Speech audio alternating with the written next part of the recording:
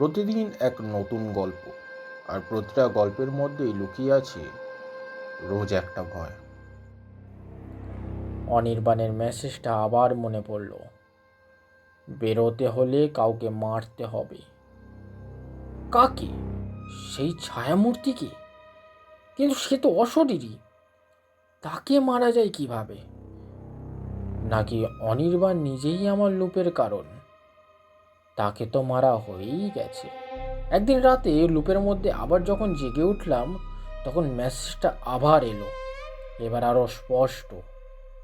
অর্ণব, তোর সামনের রাস্তাটা দেখ। তোর নিজেরই ছায়াটা তোকে গ্রাস করেছে। তুই যত পালানোর চেষ্টা করছিস, ততই সে তোকে নিজের দিকে টানছে। সে তোর নাম নিয়েছে, তোর অতীত চেনে। এখন সে তোর জীবনটাও কেড়ে নেবে বারবার। আমি বাইরে এসে দাঁড়ালাম। রাস্তার আলোয় আমার নিজেরই ছায়াটা কেমন সামনে লম্বা হয়ে পড়ল, কেমন যেন বিকৃত, যেন তার নিজেরই একটা স্বতন্ত্র জীবন আছে। আমার নিজের ছায়াটা যেন আমাকেই টেনে নিতে চাইছে। আমি বুঝতে পারলাম, অনির্বাণ আমাকে শুধু সতর্ক করছে না, সে আমাকে তার নিজের অভিজ্ঞতা দিয়ে বাঁচানোর চেষ্টা করছে। সে নিজেও হয়তো এই একই লুপে আটকে ছিল, আর সে জানে কি করে বেরোতে হয়। কিন্তু সে এখন মৃত। আমি আর ট্রাকের নিচে যাওয়া পড়ছি না। এখন আমার মৃত্যুটা আরো ভয়ঙ্কর। আমি যখনই জেগে উঠছি, তখনই দেখছি আমার নিজের ছায়াটা আমায় টেনে নিয়ে যাচ্ছে এক গভীর অতলে। আর সেই অতলে অসংখ্য ছায়া, তারা সবাই আমার মতো দেখতে, আমারই মতো আর্তনাদ করছে, যেন আমার মতো আরো অনেক অর্ণব এই লুপেই আটকে আছে। আমার মনে হলো, এই ছায়াটা কি সেই সত্তা যা আমার শরীরকে দখল করেছে? আমি কি তাহলে এই লুপে আটকে পড়েছি, আর সে আমার শরীর নিয়ে মুক্তভাবে ঘুরে বেড়াচ্ছে? আমার মন তখন হাসপাতালের নাইট শিফটে ঘোরাফেরা করছিল। সেই পুরনো হাসপাতাল, সেই মার্চুয়ারি। আমার মনে হলো অনির্বাণ হয়তো ওইখানেই আছে, আর আত্মা হয়ে এখন আমাকে সাহায্য করার চেষ্টা করছে।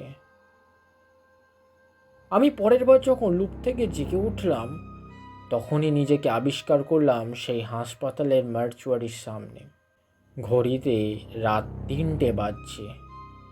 আমার হাতে আমার ফোন, যেখানে অনির্বাণের মেসেজটা জলজল করছে। অর্ণব, তুই লুপে আটকে গেছিস। সাবধানে থাক।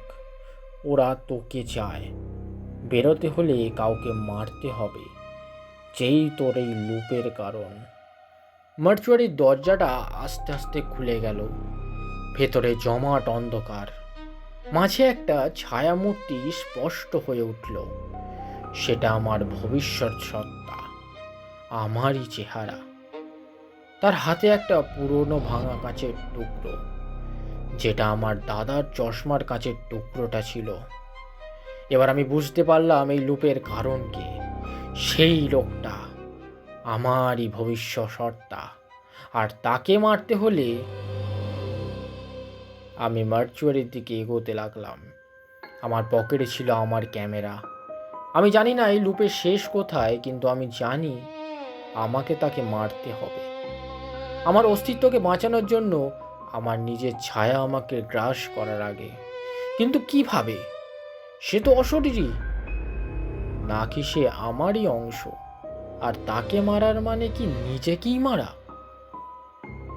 আমি মার্চুয়ারির দিকে এগোচ্ছি, আর আমার পেছন পিছন আমার ছায়াটাও যেন ধীরে ধীরে লম্বা হয়ে আমাকে গ্রাস করতে আসছে।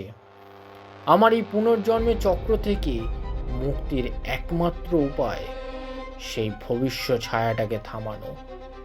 কিন্তু তাকে থামানোর অর্থ যদি হয় আমার নিজেরই মৃত্যু, তবে কি আমি লুপ থেকে কোনোদিন বেরোতে পারবো? নাকি আমার এই মৃত্যুও এক অনন্ত চক্রের এক অংশ হয়ে যাবে? আজকের ভয় এখানেই শেষ নয়, কারণ কাল আবার আসবে রোজ একটা ভয় সিরিজ।